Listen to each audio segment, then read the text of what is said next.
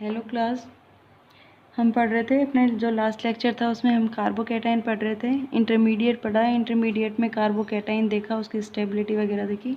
अभी अपना जो नेक्स्ट आएगा इंटरमीडिएट वो हम पढ़ेंगे कार्ब एनाइन, कार्बेनाइन। ठीक है, कार्बेनाइन क्या होता है? कार्ब एनाइन वह स्पीसीज जिसमें कार्बन पर क्या पाया जाता है? ऋणावेश उपस्थित होता है, ऋणावेश पाया जाता है। जो कार्ब एनाइन है उसको बनता कैसे है? जैसे अपना कार्बोकैटाइन बनता था वैसे ही कार्ब एनाइन बनता है। बंध के किसके? सहसंयोजक बंध के, सहसंयोजक बंध के विषमांश विखंडन द्वारा, विषमांश विखंडन द्वारा कार्ब एनाइन बनता है। कार्बन पर क्या होता है? ऋणावेश पाया जाता है, नेगेटिव चार्ज पाया जाता है। देखो कैसे, मान लो एग्जांपल ले रहे हैं हम, ये है कार्बन है, कार्बन की 3 वैलेंसी हाइड्रोजन से जुड़ी है और एक कोई ग्रुप एक्स है। ठीक है, एक कोई ग्रुप एक्स है, तो ये वाला बंध है, इसमें एक कार्बन का इलेक्ट्रॉन और दूसरा एक्स का इलेक्ट्रॉन है। तो ये दोनों ही इलेक्ट्रॉन किधर आ जाएं? कार्बन पर शिफ्ट हो जाएं, कार्बन के पास आ जाएं। तो इस पर इलेक्ट्रॉन की कमी हो गई, तो ये क्या हो जाएगा? X positive. और ये क्या हो जाएगा? कार्बन, कार्बन के 3 हाइड्रोजन और कार्बन पर कैसा चार्ज आ गया? एक इलेक्ट्रॉन तो इसका था ही, दूसरा इलेक्ट्रॉन इसका ये, और कैसा चार्ज आ गया? नेगेटिव। ठीक है, तो जो ऐसी स्पीसीज होती है, ऐसा जो कंपाउंड होता है जिसमें क्या हो? कार्बन पर ऋणावेश पाया जाता है, कार्बन ऋणावेशित होता है, उसको बोलते हैं कार्बेनाइन, कार्बेनाइन। ठीक है, कार्बेनाइन बोला जाता है। अब इसमें देखो टोटल कार्बन के पास कितने इलेक्ट्रॉन है? 2 इलेक्ट्रॉन तो इधर है, एक कार्बन का और एक हाइड्रोजन के साथ बंध बना रखा है। 2 इलेक्ट्रॉन इधर, 2 इधर, 4, 2 इधर 6 और 2 इलेक्ट्रॉन ये। तो टोटल इलेक्ट्रॉन कितने होते हैं कार्बन के पास? 8 इलेक्ट्रॉन होते हैं। यानी कार्बन का क्या है इसमें? ऑक्टेट कंप्लीट है, अष्टक क्या है? पूर्ण है। तो टोटल इलेक्ट्रॉन कितने होते हैं कार्बन के पास? 8 इलेक्ट्रॉन होते हैं। 1 2 3 और इधर ये लोन पेयर कितने हो गए? 4। तो इसमें sp3 संकरित अवस्था में होता है। कार्बन है उसमें कौन सा होता है? sp3 संकरण पाया जाता है। यानी कितने sp3? 3 ये और एक 4, sp3 संकरित 4 कक्षक इसमें होते हैं। ठीक है, कार्बन के पास टोटल इलेक्ट्रॉन कितने होते हैं? 8 होता है, नेगेटिव चार्ज जो होता है। अब इसकी संरचना देखें हम, इसी की बनाई हम, ये कार्बन sp3 संकरण है। sp3 संकरण के लिए ज्यामिति कौन सी होती है बेटा? चतुष्फलक की होती है ना, टेट्राहाइड्रल होती है, चतुष्फलक की होती है। ऐसे होती है चतुष्फलक की, एक बंद ऊपर की तरफ होता है, ये 3 हाइड्रोजन हो गए इसके, और यहाँ पर क्या है? जो कक्षक होगा उसमें लोन पेयर होगा, एक इलेक्ट्रॉन युग्म होगा, लोन पेयर होगा। तो इधर ये sp3 संकरण के द्वारा जुड़ा हुआ है, सिग्मा बंध के द्वारा। sp3 संकरण के द्वारा दूसरा कक्षक सिग्मा बंध, और sp3 संकरण के द्वारा तीसरा हाइड्रोजन के साथ सिग्मा बंध। और इधर ये sp3 है, इसमें 2 लोन पेयर होते हैं, सॉरी एक लोन पेयर होता है, 2 इलेक्ट्रॉन होते हैं। तो ऐसी स्ट्रक्चर होती है कार्ब एनाइन की, जो हम ऑर्बिटल व्यू बोले। ठीक है, और एल्किल ग्रुप के साथ इसको रिलेट करें, एल्किल ग्रुप के साथ, तो ये कोई कार्बन है, इधर कोई ग्रुप एल्किल ग्रुप जुड़ा हुआ है, उसका ये क्या क्या होगा? कार्बन R, इधर R, इधर R, और वो ही इधर क्या होगा? Lone pair of electron. तो ये इधर sp3 संकरण के द्वारा sp3 संकरण, sp3 संकरण के साथ 3 क्या करेगा? सिग्मा बंध का निर्माण करता है, सिग्मा बंध का निर्माण करता है। तो कार्ब एनाइन क्या होता है? सहसंयोजक बंध के विषमांश विखंडन के द्वारा बनता है। इसमें कार्बन के पास 8 इलेक्ट्रॉन होते हैं, ऑक्टेट इसका कंप्लीट होता है। कार्बन है वो sp3 संकरित अवस्था में होता है। sp3 संकरित अवस्था में चतुष्फलक की ज्यामिति होती है, ऐसी होती है ज्यामिति, ऐसी होनी चाहिए। लेकिन इसकी संरचना कैसी होती है? संरचना, ज्यामिति की बात नहीं कर रहे, ज्यामिति और संरचना में थोड़ा सा डिफरेंस होता है। ज्यामिति है वो संकरण के द्वारा डिसाइड होती है कि sp3 संकरण है तो चतुष्फलक की होगी, sp है तो लीनियर होगी, sp2 है तो ट्राइगोनल प्लेनर होगी। ये ज्यामिति होती है, संकरण के द्वारा डिसाइड करते हैं। और संरचना है मॉलिक्यूल की, हम देख के उसका लोन पेयर और बॉन्ड पेयर देख के डिसाइड करते हैं। संरचना में लोन पेयर है वो कभी भी भाग नहीं लेते बेटा, संरचना में लोन पेयर कभी भाग नहीं लेते। अब इसकी संरचना देखो कैसी होगी? लोन पेयर नहीं है, ये वाली है, ये ऐसे ऐसे, कौन सी होगी? पिरामिडीय, जैसे अमोनिया की होती ना वैसे ही पिरामिडीय संरचना है। कार्बन आयन कैसी संरचना होती है? पिरामिडीय। और sp3 के लिए ज्यामिति कैसी होती है? चतुष्फलकीय, है ना। जैसे CH4 है, sp3 संकर्ण होता है CH4, लेकिन इसकी ज्यामिति और संरचना एक जैसी होती है। इसकी ज्यामिति और संरचना एक जैसी होती है, चतुष्फलकीय होती है। लेकिन अमोनिया में तो यहाँ पर क्या था, CH4 में तो यहाँ पर बॉन्ड पेयर है, कोई लोन पेयर नहीं है। तो बॉन्ड पेयर हमेशा संरचना में भाग लेते हैं, संरचना डिसाइड करने में बॉन्ड पेयर हमेशा भाग लेते हैं, लोन पेयर कभी भी संरचना डिसाइड नहीं करते हैं। ठीक है, यहाँ पे कोई लोन पेयर प्रेजेंट होता तो इसकी भी पिरामिडल होती, है ना। तो इसकी ज्यामिति और संरचना सेम होती है, जबकि इसकी ज्यामिति और संरचना डिफरेंट होती है। छोड़ो, जब वो हम वेस्पर थ्योरी में पढ़ेंगे। पर इसकी संरचना कैसी होती है? अमोनिया के समान पिरामिडीय संरचना होती है। ठीक है, इसका जो ऑर्बिटल व्यू है, कक्षीय संरचना कार्ब एनायन की, कक्षीय संरचना बहुत बार पूछा जाता है। कक्षीय संरचना है वो कैसी होती है? ये वाली होगी। ठीक है, ये भी कौन सा है? sp3 संकरित है। ये हो गया आपका कार्ब एनायन का क्या होता है, किस प्रकार होता है। उसके बाद में देखो, जैसे कार्बोकैटायन है, कार्बोकैटायन 3 टाइप के होते हैं, 3 प्रकार के होते हैं, प्राइमरी, सेकेंडरी और टर्शरी। वैसे ही इसमें होता है प्राइमरी, सेकेंडरी और टर्शरी। कार्बन जो ऋणावेशित कार्बन है वो 3 अन्य कार्बन से जुड़ा हुआ है, तो कौन सा होगा? तृतीयक होगा, तृतीयक यानी 3 डिग्री। और यदि कार्बन है वो अन्य 2 कार्बन से, ऋणावेशित कार्बन है वो अन्य 2 कार्बन से जुड़ा हुआ है, तो वो कौन सा होगा? 2 डिग्री होगा।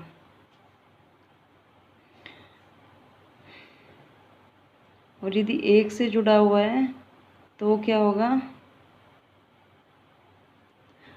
1 डिग्री। तो ये 2 डिग्री और ये 1 डिग्री, तृतीयक, द्वितीयक और प्राथमिक कार्ब एनायन। ठीक है, अब क्या करेंगे, यहाँ पर हम इसके स्थायित्व को समझेंगे। अब देखो, स्थायित्व को, जब किसी कार्बन पर या स्पीसीज पर कोई चार्ज है, नेगेटिव चार्ज है या पॉजिटिव चार्ज है, तो वो क्या होना चाहिए? कम होना चाहिए, बढ़ना नहीं चाहिए, मतलब न्यूट्रल की तरफ जाना चाहिए, उदासीन की तरफ जाना चाहिए। कोई स्पीसीज जब उदासीन होती है तब वो ज़्यादा स्थायी होती है, आवेशित होने पर क्या हो जाता है, मतलब ज़्यादा रिएक्टिव हो जाती है। तो बात क्या है कि उदासीन की तरफ जाना चाहिए। पॉजिटिव चार्ज बढ़ेगा तो स्पीसीज क्या हो जाएगी? अस्थायी हो जाएगी। नेगेटिव चार्ज बढ़ेगा, अस्थायी हो जाएगी। यानी जो आवेश है, ऋणावेश और धनावेश का क्या होना चाहिए? डिस्पर्सन होना चाहिए, परिक्षेपण होना चाहिए, परिक्षेपित होना चाहिए, फैलना चाहिए, ना कि एक ही कार्बन पर आवेश है वो बढ़ता जाए, चाहे धनावेश हो चाहे ऋणावेश हो। अब देखो, यहाँ पर नेगेटिव चार्ज है। अब अपना जो एल्किल ग्रुप है उसका कौन सा इफेक्ट होता है? प्लस आई इफेक्ट होता है। प्लस आई इफेक्ट होता है, ये इलेक्ट्रॉन देता है, तो ये इधर क्या करेगा? इस कार्बन पर इलेक्ट्रॉन घनत्व बढ़ा देगा। इधर ये वाला एल्किल ग्रुप इलेक्ट्रॉन घनत्व बढ़ा देगा, इधर ये वाला एल्किल ग्रुप इलेक्ट्रॉन घनत्व बढ़ा देगा। यानी पहले से नेगेटिव चार्ज है और इलेक्ट्रॉन घनत्व बढ़ रहा है, तो इस पर ऋणावेश क्या हो जाएगा? बढ़ जाएगा। नेगेटिव चार्ज है वो क्या हो जाएगा? बढ़ जाएगा। और नेगेटिव चार्ज बढ़ेगा तो स्थायित्व है, स्टेबिलिटी, वो क्या हो जाएगी? इसकी कम हो जाएगी। ठीक है, इसमें 2 हैं बढ़ाने वाले, तो इसकी तुलना में क्या हो जाएगा? ये कम, इसकी तुलना में अधिक स्थायी हो जाएगा। इसमें सिर्फ एल्किल ग्रुप है, इस पर इलेक्ट्रॉन घनत्व बढ़ाने के लिए, और इसमें कोई भी ग्रुप नहीं है, तो इसमें इलेक्ट्रॉन घनत्व ज़्यादा, नेगेटिव चार्ज ज़्यादा बढ़ेगा, इसमें इससे कम, और इसमें इससे कम, और इसमें कोई नेगेटिव चार्ज ऋणावेश बढ़ाने वाला है ही नहीं। तो स्टेबिलिटी ऑर्डर क्या हो जाएगा? स्थायी कौन होगा? नेगेटिव चार्ज इस पर कम होगा, इस पर ज़्यादा होगा, इस पर और ज़्यादा, इस पर और ज़्यादा। तो स्टेबिलिटी का जो ऑर्डर है, स्थायित्व का क्रम क्या हो जाएगा? ये वाला हो जाएगा। मिथाइल कार्ब एनाइन है वो more stable then 1 degree, 1 degree is more stable then 2 degree, और 2 डिग्री मोर स्टेबल देन 3 डिग्री। अपना ऑर्डर क्या हो जाएगा? कार्ब एनाइन का स्टेबिलिटी ऑर्डर ये हो जाएगा, कार्बोकैटायन का जस्ट ऑपोजिट। तो हम लिख दें स्टेबिलिटी ऑर्डर, स्थायित्व क्रम क्या हो जाएगा? मिथाइल है वो more stable then 1 degree, 1 degree मोर स्टेबल देन 2 डिग्री, 2 डिग्री मोर स्टेबल देन 3 डिग्री। तो स्थायित्व का क्रम क्या हो जाएगा? ये वाला हो जाएगा। ठीक है, क्लियर इतना। इसके बाद में देखो ये कौन सा था, एल्किल कार्ब एनाइन था, एल्किल। अभी हम बात करें इसमें, हम किसकी बात कर रहे थे, प्रेरणिक प्रभाव, है ना, इंडक्टिव इफेक्ट का जो फैक्टर है वो हमने यहाँ पर लगाया है। अभी हम क्या करेंगे, कॉन्जुगेशन पर आ जाएंगे, अति संयुग्मन पर। अति संयुग्मन पर आएंगे तो क्या करेंगे, एलिल जो होता है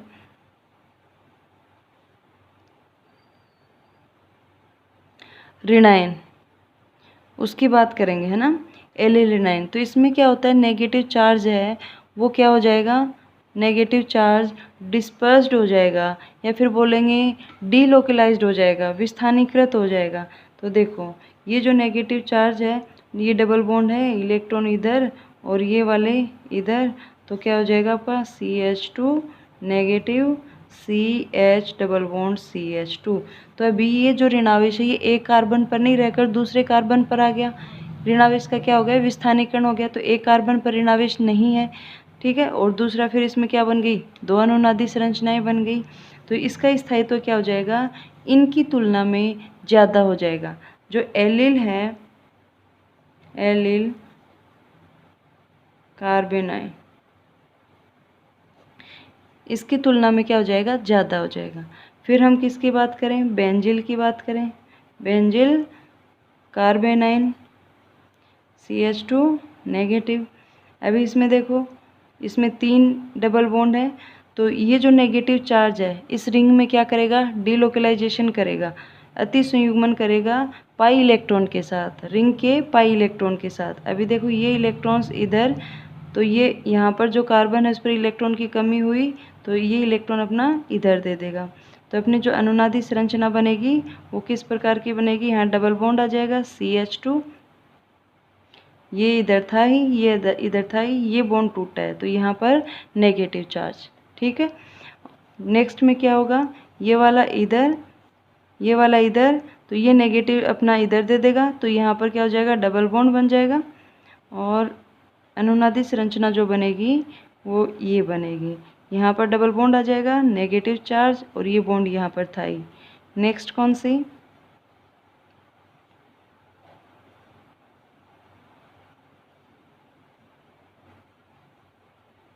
ये डबल बॉन्ड था ही, ये यहाँ बन जाएगा, नेगेटिव चार्ज यहाँ, और अभी ये इलेक्ट्रॉन्स इधर, डबल बॉन्ड शिफ्ट इधर। तो एलिल की तुलना में इसमें जो ऋणावेश है उसका विस्थानीकरण है वो क्या हो रहा है, ज़्यादा हो रहा है, विस्थानीकरण है वो ज़्यादा हो रहा है, अनुनादी संरचनाएं वो ज़्यादा बन रही है। तो क्या हो जाएगा, ये मोर स्टेबल हो जाएगा देन एलिल, ठीक है। एलिल कार्बोकेटाइन की तुलना में ये ज़्यादा स्थायी हो जाएगा। तो हम इनकी कंपैरिजन करें सबकी, तो क्या हो जाएगा, बेंजिल है, benzyl carbanion, carbanion more stable than allyl, और एलिल है वो more stable than alkyl, alkyl carbanion. और एल्किल में कौन से हैं आपके, ये 3 डिग्री, 2 डिग्री और 1 डिग्री। इनका ऑर्डर हमें पता ही है, 1 degree is more stable then 2 degree, 2 degree is more stable then 3 degree, ठीक है। जो एल्किल कार्बेनाइन की तुलना में ये ज़्यादा स्थायी होते हैं, इसकी तुलना में बेंजिल ज़्यादा स्थायी होते हैं। तो ये क्या है, अपना स्टेबिलिटी ऑर्डर है, ठीक है। कार्बेनाइन क्लियर। एल्किल समूह की संख्या जितनी ज़्यादा होगी उसका स्थायित्व क्या होता जाएगा, उतना ही कम होता जाएगा, ठीक है।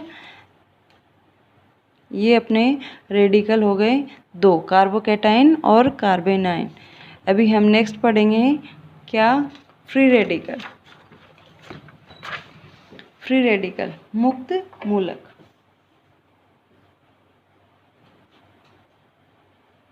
आपको इनका संकरण याद रखना है, कौन सा संकरण है, ऑर्बिटल व्यू याद रखना है, स्टेबिलिटी ऑर्डर याद रखना है। स्टेबिलिटी ऑर्डर तो आपको जो इंडक्टिव इफेक्ट याद है, हाइपर कॉन्जुगेशन आपके जो कॉन्सेप्ट है वो आपको पता है, तो स्टेबिलिटी तो आप खुद ही निकालोगे, है ना। तो हाइब्रिडाइजेशन, ऑर्बिटल व्यू, ये सब आपको माइंड में रखना, क्वेश्चन यहीं से पूछे जाते हैं। तो देखो नेक्स्ट हम पढ़ेंगे फ्री रेडिकल, है ना। फ्री रेडिकल, फ्री रेडिकल बनते कैसे हैं, मुक्त मूलक सहसंयोजक बंध के समान स्विखंडन के द्वारा, है ना, समान स्विखंडन के द्वारा। और समान स्विखंडन क्या होता है? समान स्विखंडन बराबर बराबर बांटना, है ना, बंद के इलेक्ट्रॉनों को बराबर बराबर बांटना, अपना अपना इलेक्ट्रॉन ले लेना। तो जब बंध टूटता है तो जो अपने पास एक बंध बनेगा, सहसंयोजक बंध, सिंगल बॉन्ड बनेगा, तो उसमें क्या होगा? 2 इलेक्ट्रॉन होंगे, यानी एक पेयर होगा। तो इलेक्ट्रॉन युग्म में से प्रत्येक परमाणु अपने साथ क्या करेगा? एक एक इलेक्ट्रॉन ले जाएगा। बंध युग्म में से दोनों इलेक्ट्रॉनों में से एक एक इलेक्ट्रॉन प्रत्येक परमाणु अपने साथ ले जाएगा। कोई चार्ज नहीं आएगा, ये इलेक्ट्रॉन इसने ले लिया, ये इलेक्ट्रॉन इसने ले लिया, तो कैसी रहेगी? आवेश रहित स्पीसीज, उदासीन स्पीसीज आपके पास मिलेगी। अयुग्मित इलेक्ट्रॉन होगा। जैसे फॉर एग्जांपल देखो, जैसे क्लोरीन है Cl2, है ना, क्लोरीन, इसके पास वैलेंस शेल में कितने इलेक्ट्रॉन होते हैं? 7 इलेक्ट्रॉन होते हैं। तो ये देखो 2 3 4 5 6 7, इस क्लोरीन के पास भी 7 इलेक्ट्रॉन, वैलेंस शेल में संयोजकता कोष में 7 इलेक्ट्रॉन। ठीक है, किस रूप में है ये? Cl2। यहाँ पर इन दोनों ने क्या किया हुआ है? बंध बनाया हुआ है। कौन सा बंध? कोवेलेंट सहसंयोजक बंध। अभी क्या करेंगे? ये क्लोरीन अपना इलेक्ट्रॉन ले जाएगा, ये क्लोरीन अपना इलेक्ट्रॉन ले जाएगा, है ना, ये क्लोरीन अपना इलेक्ट्रॉन ले जाएगा। तो क्लोरीन के पास क्या हो जाएगा?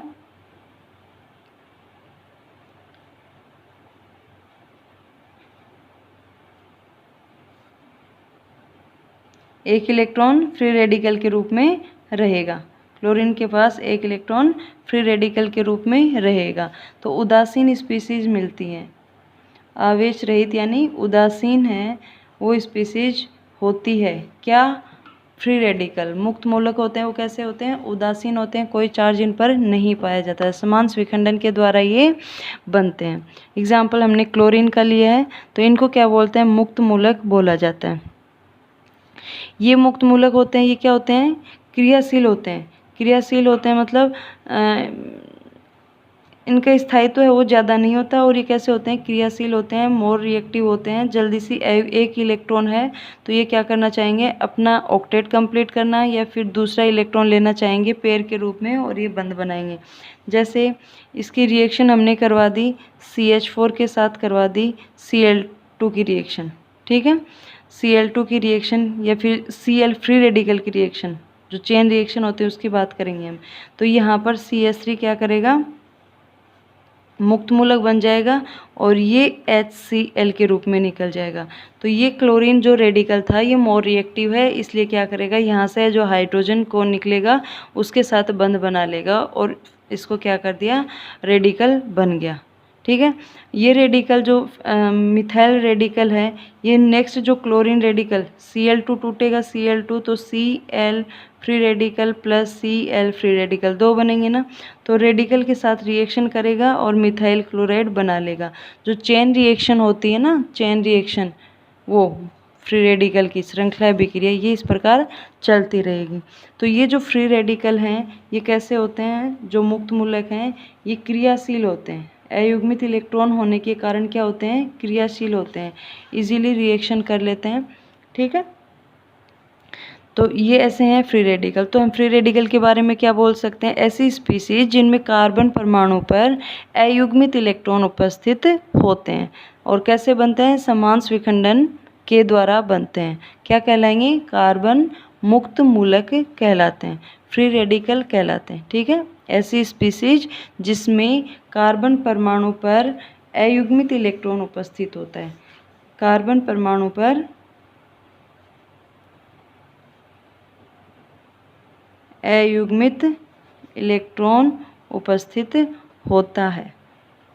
ठीक है, समान स्विखंडन के द्वारा बनती हैं, उदासीन होती हैं।